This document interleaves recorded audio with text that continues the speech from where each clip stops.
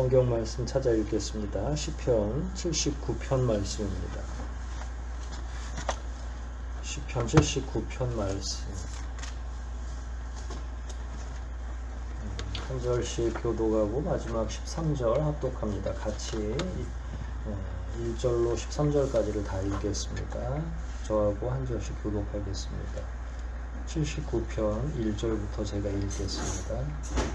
하나님이시여 이방 나라들이 주의 땅을 침범하여 주의 성전을 더럽히고 예루살렘을 폐허로 만들었습니다.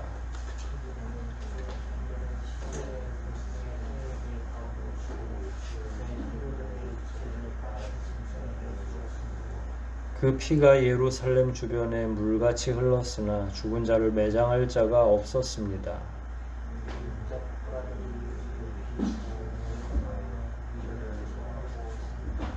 여호와여 언제까지 우리에게 노하시겠습니까? 영원히 노하실 작정이십니까? 언제까지 주의 분노가 불붙듯 하시겠습니까?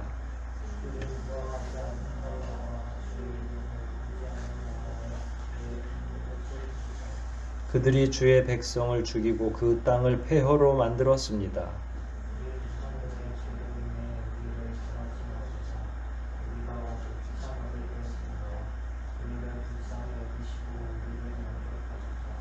우리 구원의 하나님이시여 주의 이름의 영광을 위하여 우리를 도우시며 우리를 구하시고 우리 죄를 용서하소서.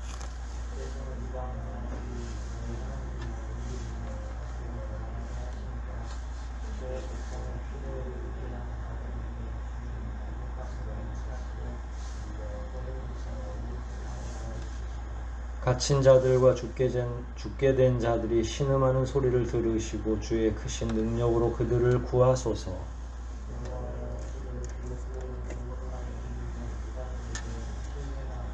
같이 읽습니다.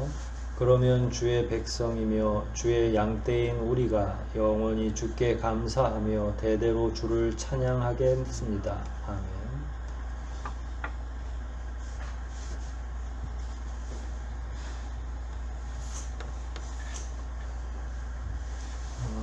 79편의 배경은 시대적인 배경은 74편하고 동일합니다. 환란날이었는데 환란날을 배경으로 한 시고 특별히 느부갓네살이 성전을 파괴하는 사건, 느부갓네살이 이스라엘을 침공한 사건을 역사적 배경으로 두고서 시작이 된 거죠. 그러니까 굉장히 불행한 일을 경험하고 나서 하나님의 용서하심, 회복의 은혜를 기대하는 말씀입니다. 환난날의 시라고 할 수 있겠죠. 환난을 당할 때 하나님 앞에 이런 기도, 이런 시를 올릴 수가 있겠죠. 편안하게 1절부터 한번 살펴보겠습니다. 하나님이시여 이방 나라를 나라들이 이 주의 땅을 침범해서 성전을 더럽혔고 예루살렘을 폐허로 만들었습니다. 그러니까 이스라엘이 당하는 제일 큰 문제, 제일 고통스러운 문제가 1절에 다 담겨 있는 거예요. 그러니까 나머지의 이스라엘이 당했던 내용들 2절도 3절도 그리고 밑에도 다 굉장히 전쟁으로 인한 고통이 다 담겨져 있지만 제일 중요한 건 하나님의 땅이 침범당했고 성전이 더럽혀졌고 예루살렘이 폐허로 만들어졌다. 이게 제일 큰 거예요. 그러니까 1절은 전체 79편의 이스라엘 백성들이 어느 정도의 피해를 가지고 있는지를 고스란히 제일 크게, 왜냐하면 이스라엘 백성들에게는 사람이 죽는 것도 또 다른 일반적인 건물들이 파괴되는 것도 중요하겠지만 그거보다 제일 중요한 건 성전 또 예루살렘 성, 이게 더 중요한데 그게 다 완파됐고 더럽혀졌다라고 하는 거예요. 그러니까 나머지는 살펴보나 마나한 거죠. 설사 건물도 남아있고 사람들도 뭐 많이 안 죽었다 하더라도 성전이 파괴되고 성이 망가졌으면 그건 그냥 다 파괴된 거나 마찬가지라는 이야기. 그 무엇보다도 성전과 예루살렘이라고 하는 예루살렘 성이라고 하는 것이 가지고 있는 상징성이 제일 중요하다. 그러니까 79편 1절은 79편 전체에 파괴된 이스라엘에 드러나는 형상 같은 걸 의미하는 거죠. 그것에 대한 실체가 2절과 3절, 4절 이렇게 나오는 거예요. 2절 먼저 볼까요?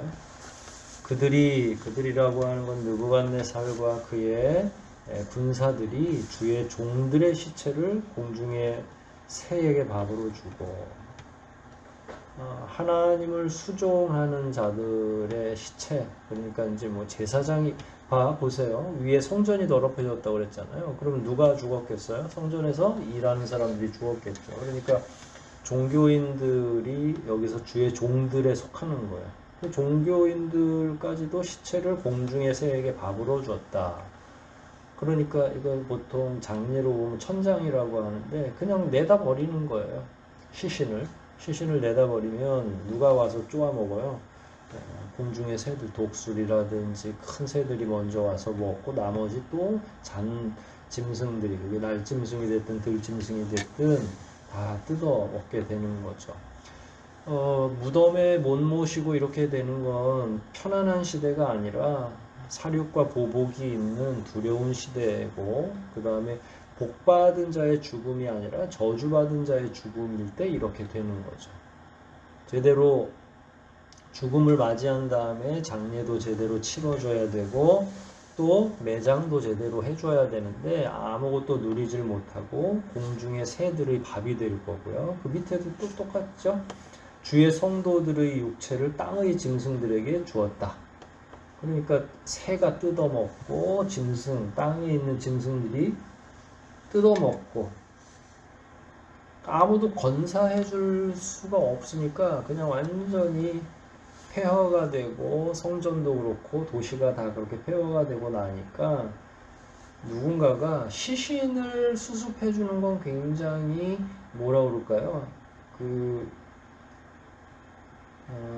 일반적으로 모든 게 다 파괴돼서 시신을 수습할 수도 없고, 수습한다는 건 굉장히 지금 불필요한 일처럼, 뭐 이런 상황에서 무슨 수습을 해, 그냥 그렇게 해서 장례를 치르는 거지. 왜냐하면 모든 도시가 다 파괴되고 모든 사람들이 다 죽어나가고 있기 때문에 그래요. 그러니까 아무도 시신조차도 수습할 수 없는, 이게 이제 강조를 하기 위한 좀 더 그 자극적인 표현 방식이긴 하지만, 그럼에도 불구하고 전쟁에서 진다는 건 이런 거예요.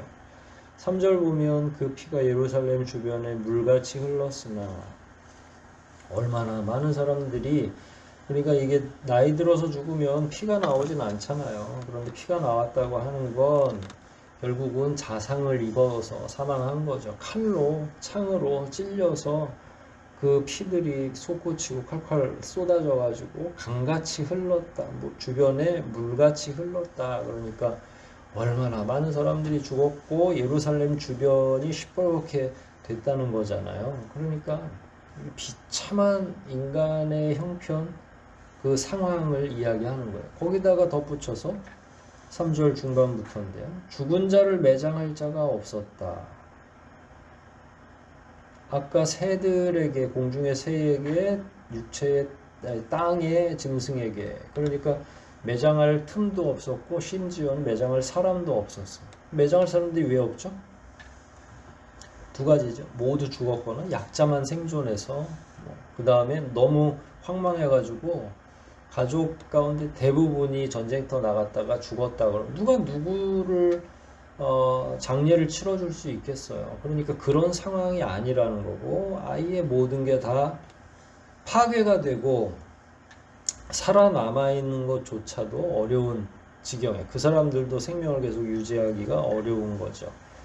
얼마나 느부갓네살의 파괴와 사륙과 보복이 강력했는지 이스라엘은 이 정도면 회복되기가 되게 어려운 지경에 놓이게 된 거죠. 주변에서는 어땠습니까? 4절입니다. 같이 읽어볼게요. 같이 읽겠습니다. 4절 시작. 우리 인접 국가들이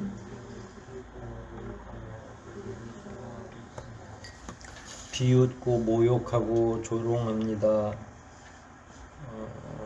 그 이야기는 10절에 나오죠. 어째서 이방 나라들이 너희 하나님이 어디 있느냐 하고 말하게 하십니까?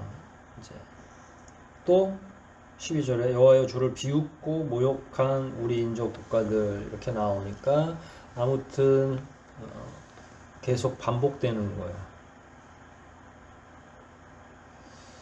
참 인접 국가들이 이게 이제 이 4절뿐만 아니라 뒤에 나오는 이방인들의 침략에 대해서 아삽이 시를 지은 거잖아요. 그러니까 이게 되게 그 안에 아이러니가 속해져 있는 거예요. 무슨 말이냐면 인접 국가에게 이렇게 모욕을 당하는 거는 굉장히 슬프고 조롱받는 것에 대해서 분노가 나는데 실제로 이스라엘이 멸망한 까닭은 바로 그 인접 국가들 이방인들의 우상을 섬겼잖아요. 그러니까 문화적으로 들어오는 것에 대해서는 굉장히 무방비로 좋아 이런 정도는 괜찮겠지 하고 우상 숭배하는 것에 그때는 전혀 이런 개념을 못 가지고 있다가 당하고 나니까 그때서는 이방인들, 할례 못 받은 자들, 악한 자들 이렇게 변별하기 시작했다는 거예요. 평화롭고 전쟁이 일어나지 않을 때는 그들의 문물을 막 자유롭게 그 하나님이 다 싫어하시는 일인 줄을 알면서도 자유롭게 받아들이다가 이제는 불행하고 두렵고 죽을 날이 가까우니까 그들을 마치 자기들하고는 전혀 상관없는 제3자 취급하면서 이방이 우리를 인접국가가 우리를 조롱합니다. 모욕합니다. 이렇게 또 하나님한테 이르고 있는 이 세태가 굉장히 아이러니하다는 거예요. 모순이기도 하고 한편으로는 이게 우리 모습이기도 하죠. 욕하면서 따라간다고 그러잖아요. 며느리가 시어머니한테 시집살이를 하는데 속으로 그때까지는 그러죠. 나는 절대로 내 며느리한테 시집살이 안 시키겠다 하지만 나중에 이제 며느리 들어오면 어떻게 하냐면 자기 시어머니가 자기한테 했던 대로 한다는 거예요. 이제 그런 이치들이 이 가운데 포함되어 있는 거죠. 5절입니다. 언제까지라는 말이 나와요. 여호와여 언제까지 우리에게 노하시겠습니까?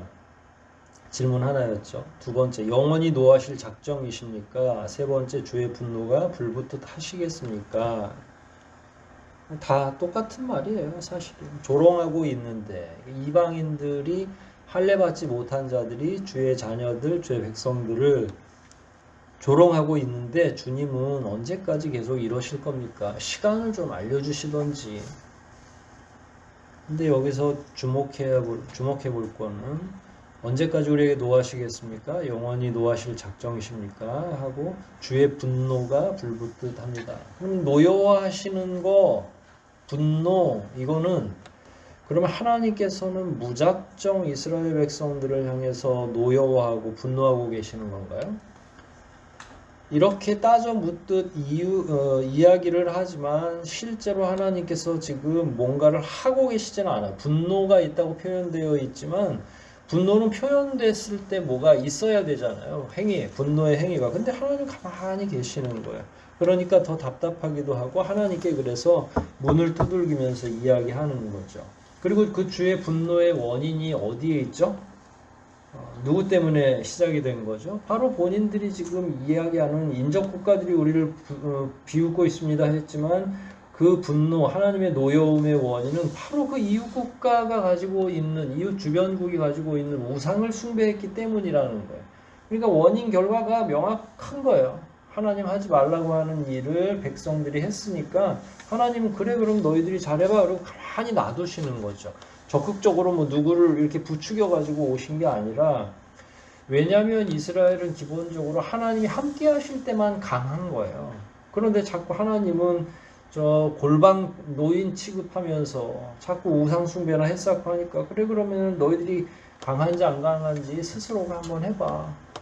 이스라엘 백성은 하나님 믿는 백성이기 때문에 강했던 건데 마음속에서 하나님을 덜어내니까 모르겠어요. 그걸 마음이 편했는지는 모르겠는데 그러고 나서는 이제 백전백패가 되는 거고 포로로 잡혀가기도 하고 눈이 빠지기도 하는 거죠.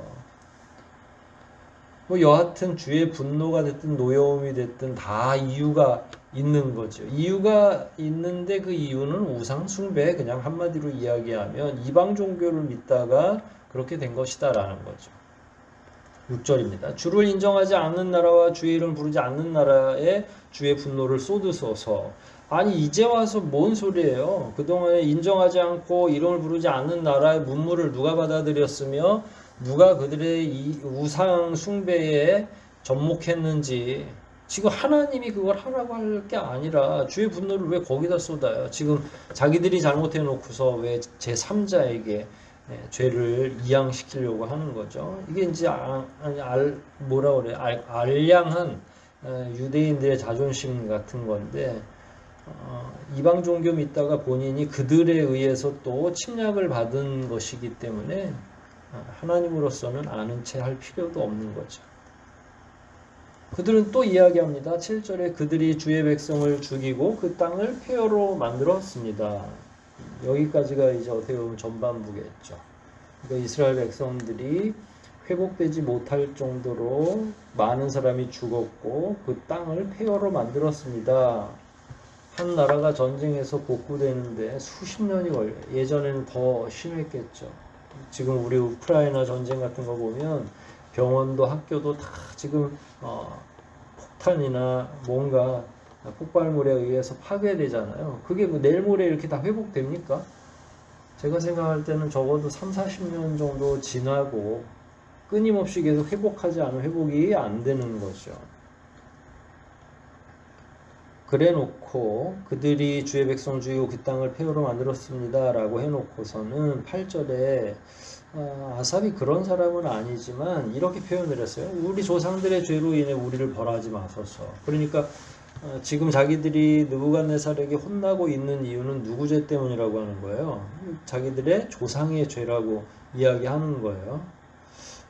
도대체 조상님께서 어떻게 하셨길래. 그러니까 이거는 뭐냐면 회복이 더딘 이유 중에 하나가 한두 명의 잘못이 아니라 조상 대대로 벌써 몇 대나 내려오면서 하나님 앞에서 거룩하게 살지 않는 인생들로 채워져 있다는 이야기예요.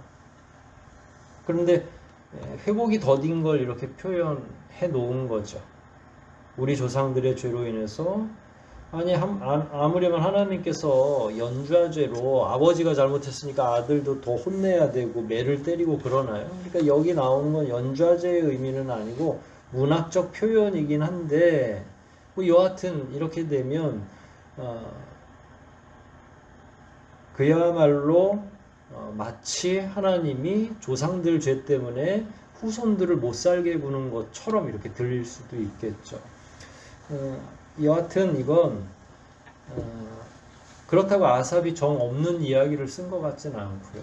그러니까 이스라엘 백성들의 죄는 586년에 성전이 느부갓네살에 의해서 파괴되지만 이 일의 조짐은 언제부터 시작이 됐냐면 솔로몬 때부터 시작됐다. 이미 사울 왕 때부터. 그래서 그게 그 조상들의 죄라고 하는 거예요. 그때라도 잘했으면, 왕족이라도 잘했으면 이런 불행을 경험하지 않는데 바로 우리 조상들의 죄로 인해서 우리가 지금 더 가중된 벌을 받는 건 아닌가.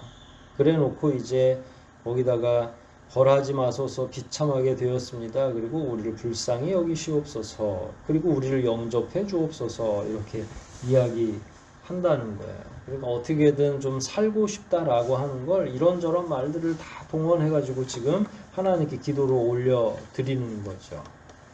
그래 놓고 또 다른 방식으로 표현합니다. 우리 구원의 하나님이시여 주의 이름의 영광을 위하여 우리를 도우시고 우리를 구하시고 우리 죄를 용서하소서. 그러니까 뭘 위해서요? 목적이 뭡니까? 영광을 위해서. 그러니까 요거는 아삽이 하나님께 뭔가 따진다기보다는 하나님 이런 면도 있어요. 하나님이 화내실 만도 한데 그럼에도 불구하고 하나님이 영광 받으셔야 되니까 이 백성들을 좀 용서해 주세요 라고 하는 말을 한 거죠. 왜냐하면 그 앞에도 그렇고 뒤에도 그렇고 10절을 그냥 먼저 읽을게. 어째서 이방 나라들이 너희 하나님이 어디 계시느냐? 이게 이제 더디 회복하니까 신이 와서 자기들을 쳐부술 줄 알았는데, 전쟁이라고 하는 건 신들의 전쟁이지요. 이 당시만 해도 이기는 팀에 신이 더 높다는 걸 의미하는 거예요. 그런데 지고 나서도, 이스라엘이 침공당하고 나서도 얼마나 회복이 더딘지 그렇게 표현한 거죠. 너희 하나님이 어디 계시느냐, 주무시느냐, 이렇게 표현적으로 물어본 거라는 거예요. 그럼 뭐라고 대답을 해야 될까요? 하나님 주무시는 게 아니라 그 하나님은 지금 침묵하고 계시는 거다. 우리가 지은 죄가 너무 중하고 많아서 그냥 침묵하고 계실 뿐이지, 하나님은 절대로 주무시지도 않고 회전하는 그림자도 없다, 이렇게 말했을 거라는 이야기죠. 그리고 나서 이런 소원을 하나님께 올리죠. 주의 백성이 피를 흘리게 한 자들에게 자들에게 주는 보복하신다는 사실을 우리가 보는 데서 온 세상에 알리소서. 여기서 중요한 건 우리가 보는 데서 온 세상에 알리소서인데, 이거와 반대되는 개념이 8절에 우리 조상들의 죄로 인하여 라는 말이에요. 왜냐하면 지금까지 무너지는 데는 엄청나게 오랜 시간이 걸렸고, 무너진 이후에도 이스라엘 백성들이 못 견딜 정도로 피곤한데, 그래도 회복은 가능하면 우리 대에 좀 일어났으면 좋겠다는 거예요. 그러니까 과거만큼의 또 시간이 지나서 회복되는 게 아니라 적어도 회복만큼은 우리가 보고 죽게 좀 하나님 해주시면 안 되겠습니까? 라는 거예요. 근데 이거는 되게 빨리 회복시켜 달라고 요청하는 겁니다, 사실은. 앞부분에서 얼마나 오랫동안 믿음을 지키다가 무너졌는지 죄송하지만 그래도 회복만큼은 우리가 좀 목격하면서 어떤 의미로 하나님께서 우리를 구원해 주시는지를 제대로 이해하고 회복될 수 있게 해달라고 하는 말이죠. 이건 영광스러운 일인데 하나님이 어떻게 작용하실지는 모르는 거죠. 그렇게 해서 우리가 보는 데서 이렇게 알리면 그야말로 주변에 있는 우상을 섬기는 이방인들, 이웃 국가들이 하나님에 대해서 두려워하거나 이제 다음 전쟁이나 뭔가에 굉장히 유리한 지경이 되겠죠. 하나님께서 침묵을 좀 깨달라고 하는 말과 같은 의미겠죠. 11절은 다시 한번 자비를 구하죠. 갇힌 자들과 죽게 된 자들이 신음하는 소리를 들으시고 주의 크신 능력으로 그들을 구원하소서. 하나님의 자비가 없이는 구원받을 수 없다는 사실을 온전히 깨닫고 있는 거죠. 그리고 나서 12절에 또 이렇게 빕니다. 여호와여 주를 비웃고 모욕한 우리 인접 국가들에게 7배나 갚으소서. 이게 7이라는 건 정말로 완전하게 파괴시켜달라고 하는 의미예요. 숫자 7은 아닌 거죠. 이거는 일종의 관용구이기 때문에, 관용적으로 사용하고 있는 말이기 때문에 하나님이 완전하게 파괴해 주세요라고 이야기하는 거죠. 우리 인접 국가들을 7배나 갚으소서 그랬으니까 완전하게 역전시켜 달라는 말이에요. 우리가 지금 이스라엘이 당했던 게 1절, 2절, 3절, 4절 이렇게 나오잖아요. 그러면 7배나 더 당하면 어떻게 돼요?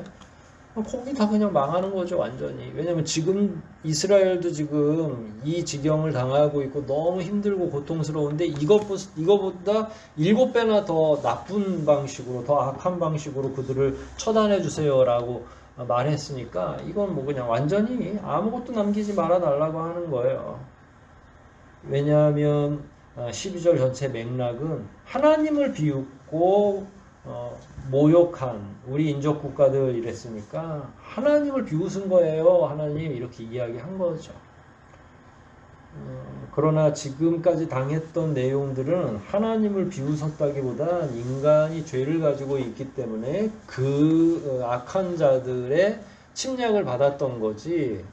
그러나 결과적으로 하나님이 분명히 모욕당한 거는 맞죠. 왜냐하면 전쟁을 치르게 되면 자기들의 신을 맨 앞에 놓거나 깃발로라도 거기에다가 그려서 전쟁에 나가는데, 진 국가는 어떻게 돼요? 깃발도 다 찢어지고 패잔병처럼 질질질질 끌고서 그냥 어디론가 도망가 버려야 되는 거죠.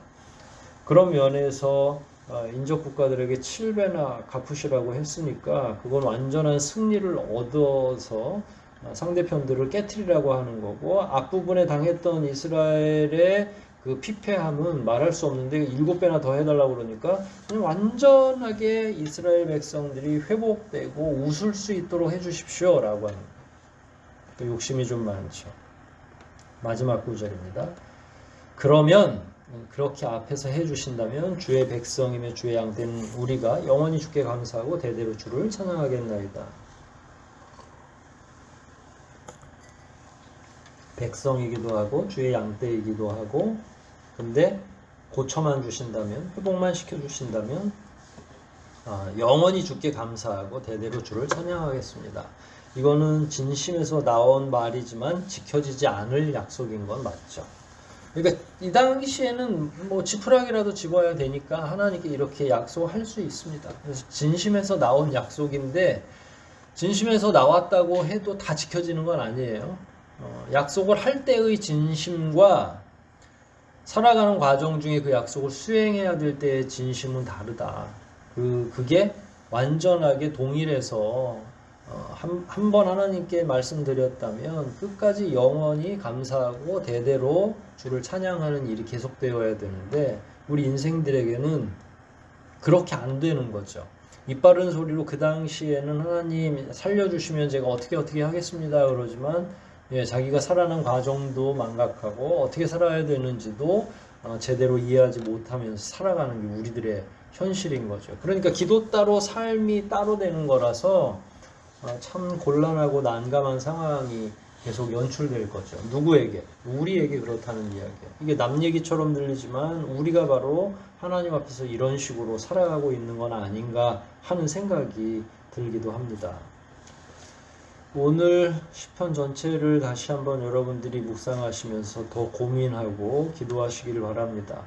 하나님께서 과연 우리를 버리신 건지, 아니면 우리가 하나님을 버린 건지. 우리는 주변에 별 생각 없이 우상의 문화를 가지고 있는 사람들과 더 넓은 교류를 하고 싶어 하다가 결국은 그들이 어떤 틈을 타서 우리를 완전하게 패배하게 하고 그들이 우리의 우위를 차지하게 된다 그러면 참 하나님 앞에 송구해서 기도도 못 드릴 것 같아요. 창피해서, 우선은. 그런데 아삽은 아무튼 운율에 맞춰서 시를 지어서 하나님께 올린 거죠. 자기들 잘못으로도 많은 곤란을 겪었는데 하루속히 그 모든 것들을 걷어내 달라고 하는 기도는 맞는 기도인데, 이런 기도가 사실 필요 없었죠. 본인들이 경건하고 거룩하게 살았다면 절대로 이런 기도가 삶 속에서 진행될 필요가 없는 거죠. 그럼에도 불구하고 이렇게 기도했다고 하는 건 그들에게 끊임없이 계속 뭔가 약점이 있고 욕망을 향해서 다가가려고 하는 어리석은 심령이 그 가운데 포함되어 있는 거죠. 그런 자들에게 주어질 건 결국은 주의 분노로 인한, 하나님의 분노로 인한 방치, 그냥 놔두는 거예요. 그렇게 되면 그 영혼이 하나님 앞에서 잘 되기가 힘이 어렵죠. 불가능합니다. 그래서 지금 시편 기자는 이런 노래를 통해서 과연 이스라엘 백성들이 어떻게 지혜롭게 살아야 되는지를 말하고 있는 거죠. 우리가 하나하나 실체적인 내용을 이야기하진 않겠지만 피상적으로라도 결국은 우리 스스로가 하나님 앞에서 거룩하고 영화롭게 살아야 되겠다라고 하는 결론으로 이어질 수밖에 없는 거예요. 모쪼록 저하고 여러분들이 이런 생각들을 잘 기억하여 하나님 앞에서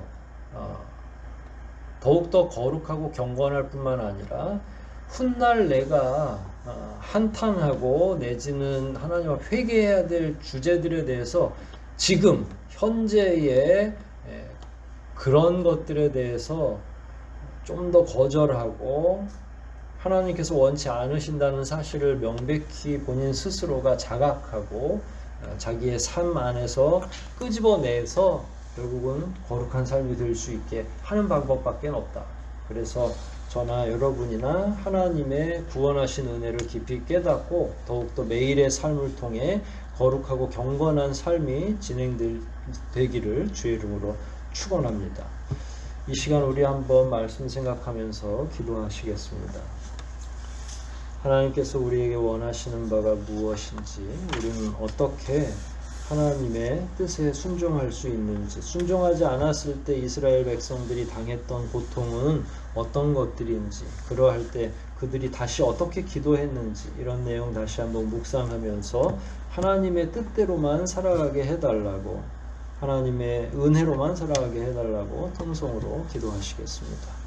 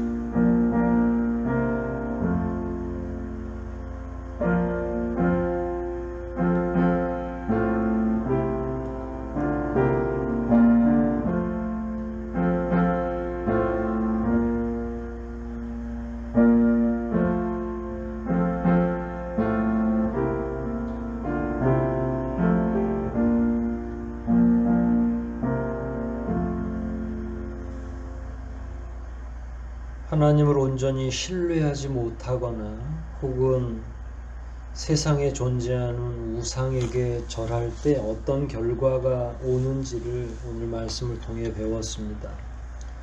후회되는 삶을 살지 않게 하려면 우리 스스로가 후회할 만한 행동을 하지 않는 것밖에는 다른 방법이 없는 것도 배웠습니다.